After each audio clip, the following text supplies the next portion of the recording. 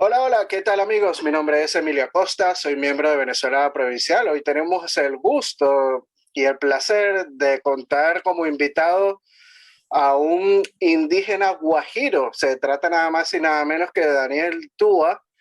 Y bueno, vamos a estar hablando un poco de su pueblo, de la historia de su pueblo y de cómo la leyenda negra pues ha influido no solo en Venezuela, sino también en los pueblos aborígenes actuales, pero cuando nos ponemos a analizar la historia, pues prácticamente los pueblos indígenas y los hispanos pues fueron aliados. Así que sin más, bienvenido a Venezuela Provincial, Daniel.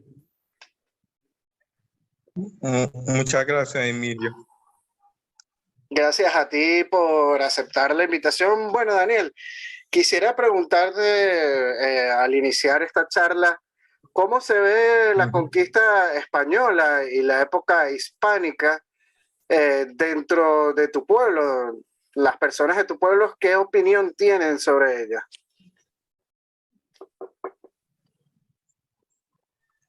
Bueno, es que no sé muy bien, ya que no he ido mucho, no he preguntado a mis parientes, pero casi todos deben tener la misma idea de lo que le enseñan en el sistema educativo.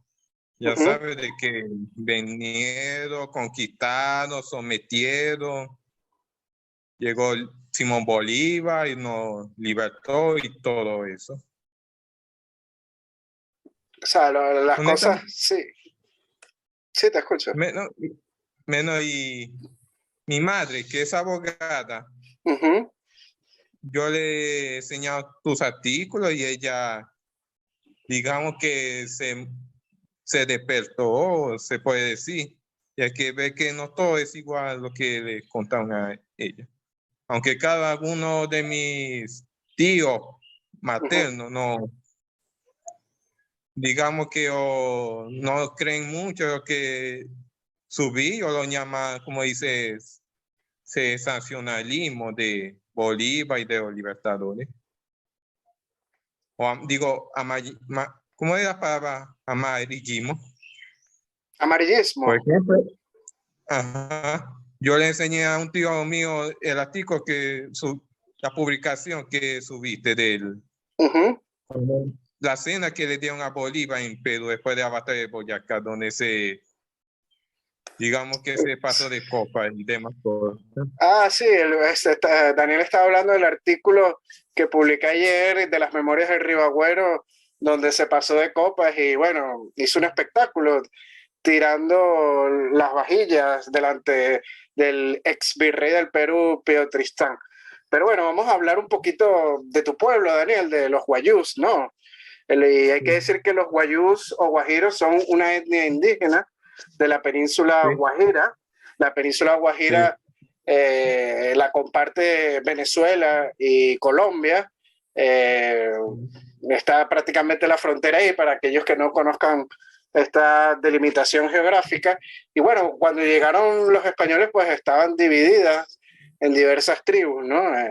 Sus primeros contactos con los españoles se dan con las exploraciones de Alonso de Ojeda en el año 1499.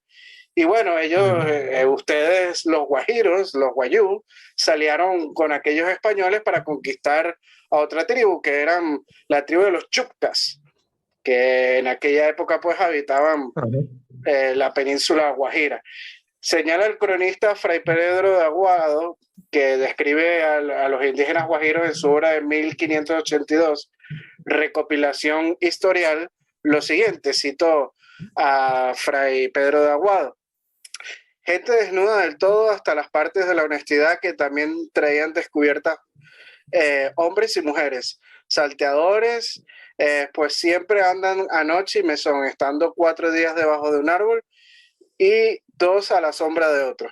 De esta suerte pasan su vida tan holgazanes que no cultivan tierras ni la siembran cosa alguna por bastarles para su sustento los frutos de los árboles, desde Bahahonda y el Portete hasta el Cabo de la Vela y de este hasta el río del Hacha, que son 12 leguas. Es toda la tierra despoblada y sin agua, y algunos indios que en ella hay, que se llaman los guajiros, no tienen casas ni sitios ciertos ni labranzas. Se sustentan de pesquerías y de la caza de venados y conejos. Pues vemos que antes de la llegada de los conquistadores españoles, pues la tribu de los guajiros pues, era una tribu, digamos, de caza y de pesca, que se dedicaba más que a esto en aquel momento. Hoy en día, ¿cuáles son las actividades para poder sobrevivir de ustedes, Daniel?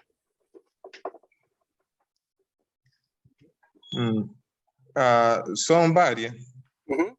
Primero, la ganadería, que es la principal. Uh-huh. También se practica todavía la caza, pero a menor escala de ahora. La pesca, de comerciar con la sal, ya que hay una zona ahí muy rica en sal. Uh-huh. Y el comercio informado, formal, como la venta de artesanía, textiles, que somos famosos por eso. Y a veces trabajamos de manera normal, como yendo a hacienda o buscando empleo en construcciones o en minería, como de carbón en una parte con la que se llama el cerrojo. Correcto. Es bueno lo que señalas, ¿no? De la ganadería, ¿no? Porque gracias a los castellanos es que introducen la ganadería en la zona de La Guajira y los pueblos guayú pues pueden empezar a conseguir un sustento, ¿no? Por medio del ganado, ya sea las vacas, el cerdo o los chivos, ¿no? También, que se da mucho en esa zona. Chivo y lo que llaman ovejo, que la palabra correcta es carnero. Exacto, sí, como una oveja para nos entendamos, ¿no? O cabra, como bien se le dice aquí en la península ibérica. Hay que decir, Daniel, que los capuchinos fueron los encargados de la evangelización y pacificación de la zona de La Guajira y Perijá durante el siglo XVII. Hay que decir que fue un poco lenta la hispanización, manteniendo un carácter belicoso, ¿no? O sea, el pueblo guajiro fue un pueblo guerrero y se rebeló en el año 1701 cuando destruyeron esta misión capuchina. Para el año 1727, más de 2.000 indios guajiros atacaron a los poblados españoles que habían alrededor de La Guajira, igual en 1741, en 1757, en 1761, 68 y 69, y fueron los únicos indios en la zona que aprendieron el uso de las armas de fuego y los caballos, y por eso su beligerancia, ¿no? Daniel, o sea, adaptaron fácilmente las costumbres españolas y las aprendieron muy rápido.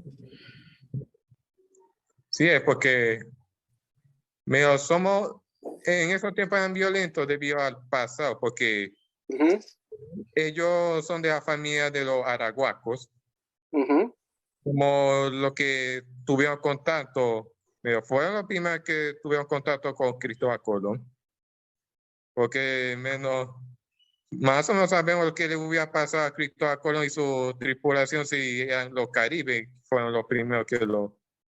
Sí, de hecho, los Yupkas eran de etnia caribe y ustedes los guajiros se unieron a los españoles para conquistarlos, ¿no? Porque era una tribu que esclavizaba y hacía la guerra a las demás tribus como ustedes los guayú.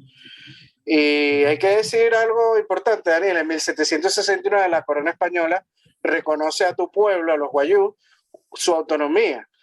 Y ustedes aceptan al rey de España como su soberano, ¿no? Es por esta razón que la mayoría de los guajiros fueron leales a la monarquía hispánica en la guerra de independencia. Nada más el cacique Canopán se pasó al bando republicano a cambio de tierras, ¿no? Los republicanos les ofrecieron tierras para poder cambiarse de bando y fue el único cacique guajiro que cambio de bando, el resto se mantuvo leal, ¿no? O sea, la participación de los nativos guajiros en la independencia obedeció y respaldó el restablecimiento del orden monárquico en su gran mayoría. Y algo muy interesante, Daniel, es que en 1819 los caciques guajiros Clemente Iguarán y Miguel Gómez expulsaron de Riohacha a las tropas republicanas lideradas por Gregor MacGregor, que era... un escocés. Sí, ¿me escucha? Sí, un escocés. Un escocés, exacto, que era independentista, estaba bajo las órdenes de Simón Bolívar. Y en 1820 Simón Bolívar envía a la Legión Británica comandada por Francis Burdett O'Connor, quien era un irlandés que estaba dentro de la Legión Británica, para arremeter en su contra, aniquilando a pueblos enteros. Hablemos un poquito, Daniel, de quién es Francis Burdett O'Connor. O'Connor fue veterano de las llamadas guerras de independencia de América del Sur y fue, como bien dije, un destacado militar irlandés de la Legión Británica al servicio de Bolívar. En sus memorias, que se llaman Recuerdos de Testimonio de la tenaz resistencia de los indios guajiros contra su cuerpo militar, que tuvo que soportar ser despedazado y derrotado por estos indígenas, apenas al llegar a la península Guajira, o sea, al norte de los actuales Venezuela y Colombia, en inicios de 1820. Vamos a Daniel a leer un poco de lo que señala en sus memorias Francis Burdett O'Connor, ¿te parece? Sí. Vale, perfecto. Cita Francis: pocos días tuvimos de descanso en Riohacha, pero se aprovechó el tiempo en la instrucción de la tropa. Aquí supimos que se destinaba la legión para el interior y debíamos incorporarnos con una división del Ejército Libertador que mandaba el capitán general don Rafael Urdaneta. Teníamos pues que transitar por el territorio de los indios guajiros, que habitaban sobre la costa firme desde Riohacha hacia Maracaibo. Indios muy valientes y enteramente decididos por la causa del rey de España, y que tenían todos ellos buenas armas y municiones, que conseguían en cambio del oro que producían su rico territorio. Aquí Francis está señalando que en su gran mayoría los guajiros fueron grandes defensores de la y fieles a la causa del rey de España. Muy al contrario, como se dice en la educación oficial en Venezuela, que los guajiros apoyaron a las tropas de Bolívar, ¿no? O sea, un mismo integrante del ejército de Simón Bolívar, de la Legión Británica, dice que no, que más bien es lo contrario, fueron fieles a la causa del rey de España y que los guajiros son muy valientes y enteramente decididos. Sigo, Daniel, con las palabras de Francis. A principios de marzo de 1820 emprendimos la marcha desde Riohacha con el cuerpo de lanceros a pie, dispuestos estos en 6 compañías, el batallón ligero de Cundinamarca y la compañía de tiradores, esta última al mando del teniente coronel O'Leylor. El batallón iba a las órdenes del mayor Ruth y yo iba mandando los lanceros, siendo siempre el coronel Agilmer el comandante general de la legión, el coronel Jackson jefe del Estado Mayor, y todos conducidos por el coronel Mariano Montilla, otro personaje famoso de las guerras de independencia. Sigo. La fuerza era pequeña, pues solamente de mis lanceros, que al desembarcar en Margarita eran 800, al salir del Riohacha llegaban apenas 261. Los otros cuerpos sufrieron iguales pérdidas. Llevábamos a la vanguardia una partida de ingenieros alemanes. Nuestro camino era entre espesos bosques, hallando de distancia en distancia pueblitos de indios, todos realistas. El primer pueblo que encontramos fue el del Moreno, y enseguida otro de mayor extensión, Fonseca, ocupado por jefes españoles. Aquí se nos hizo resistencia de todas las ventanas de las casas, y por todas las calles de la entrada hasta la plaza nos hacían fuego sostenido, pero que felizmente no nos causó mucha pérdida. Se acuarteló la tropa, el enemigo fugó por la retaguardia de las casas y se dirigió a los bosques, a donde no se le persiguió ya. A pasar lista faltaba toda la partida de ingenieros. Como estos llevaban vanguardia, entraban al pueblo por un camino distinto del que seguía la tropa. Cayeron en una emboscada y cuando se mandó desde la plaza un piquete a buscarlo, se halló que ninguno había escapado, encontrándose los cuerpos de todos ellos horriblemente descuartizados y mutilados. La guerra era muerte y no se tomaba prisioneros. ni de una parte ni de otra. Al día siguiente continuamos la marcha y llegamos a otro pueblo llamado San Juan, en donde encontramos una resistencia aún mayor que la que se nos hizo al entrar en Fonseca. ¿En qué parte de La Guajira vives tú, Daniel?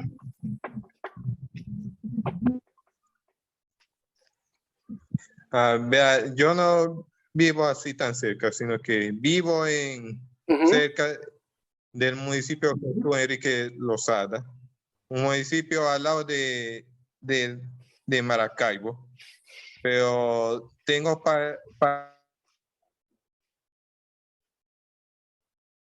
¿Sí? ¿Hola? Bueno, hay que decir que Daniel vive en una zona muy retirada, ¿no? Y no tiene buena conexión, pero bueno, sigamos un poco con las palabras de Francis Burdett O'Connor, ¿no? Al llegar a Fonseca, ¿no? O sea, dice que, bueno, que al penetrar por la calle principal de San Juan, del poblado de San Juan, nos hacían fuego de las ventanas. Mi caballo cayó de bruces, lo levanté por la rienda, pero muy apenas pude hacerlo llegar hasta la plaza. Los enemigos abandonaron las casas y pasaron el río, internándose en los bosques vecinos. La travesía por el territorio de los indios guajiros era muy penosa. Al pasar lista, después de llegar a una jornada, siempre faltaban soldados rezagados por la sed, pues no se encontraba agua en el intermedio de una paseana a otra. Se mandaban partidas a recogerlos, pero jamás se trajo a ninguno de estos pobres rezagados. Los que iban a buscarlos los hallaban en los caminos asesinados y mutilados del modo más horrible. Seguimos la marcha, haciendo las jornadas cortas en pueblecitos de indios bárbaros, siempre hostilizados. Dariel, si regresas, habla, dime, ¿me escuchas?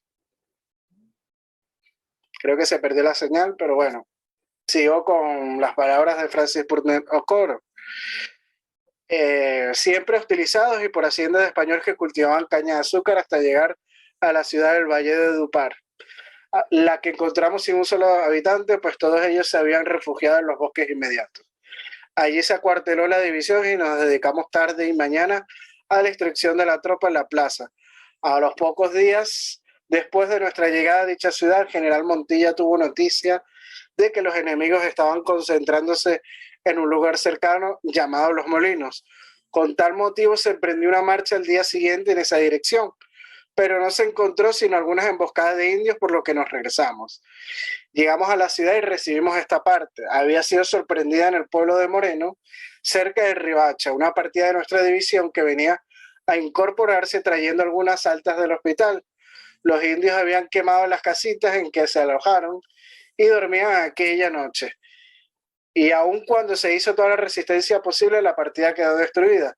El capitán de lanceros, Murray, fue casi decapitado y en ese miserable estado pudo regresar a Riohacha. Después menciona que al llegar a San Carlos de la Fundación tomaron por prisionero al vicario general del general español Morillo, por nombre Brilla Brilla, a quien después de tomar la declaración lo mandó a Cartagena y señala que entre los papeles tomados al vicario general, señor Brilla Brilla, se encontró un cuadernito en que se llamaban los nombres de todos los indios guajiros que él había bautizado, siendo el padrino el rey Carlos IV, cuaderno que hasta hoy conservo en mi poder. O sea, imaginémonos que hasta el mismo rey Carlos IV fue padrino de los indios guajiros, como bien dije y señalé anteriormente, pues ellos apoyaron y fueron reconocidos el pueblo como tal. Bienvenido, Daniel, de nuevo. ¿Me escuchas? Pero no es que Sí, ¿me escuchas, Daniel? Pero no es que cargo el teléfono y está sobrecalentado. Vale, no, me imagino que vives en una zona muy retirada, ¿no? Donde no hay muy buena señal, ¿no?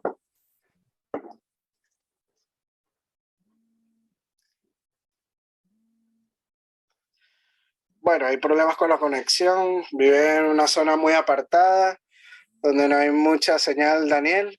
Pero bueno, lo que estaba contando es que cuando la corona española reconoce la autonomía de los indios guajiros, ellos reconocen como soberano al rey de España y el rey actúa como un protector del pueblo guayú. Y en las partidas de bautizo sale como el padrino el mismísimo rey de España, que en aquel momento era Carlos IV, ¿no? Hay que decir que en 1822 el general realista Francisco Tomás Morales desembarcó en Cojoro junto a las milicias guayú con planes de invadir Maracaibo o retomar Maracaibo, mejor dicho, tomando Sinamaica y expulsando a las tropas insurgentes. Hay que decir que luego de la guerra de independencia los guajiros son perseguidos por los gobiernos republicanos y en 1825 el cónsul británico en Maracaibo, Robert Sutherland, critica la postura gran colombiana en contra de estos indios guajiros y ensalza la actitud española en tiempos hispánicos. Cito las cartas escritas por el cónsul británico de Maracaibo. Aún España, tan famosa por su disposición para apropiarse todo el territorio a su alcance, nunca presumió de haber intervenido en La Guajira, más por el contrario, solicitó su amistad con regalos y buenos oficios. Vemos que los republicanos, los gobiernos republicanos fue todo lo contrario, buscar la guerra abierta contra los indios guajiros, ¿no?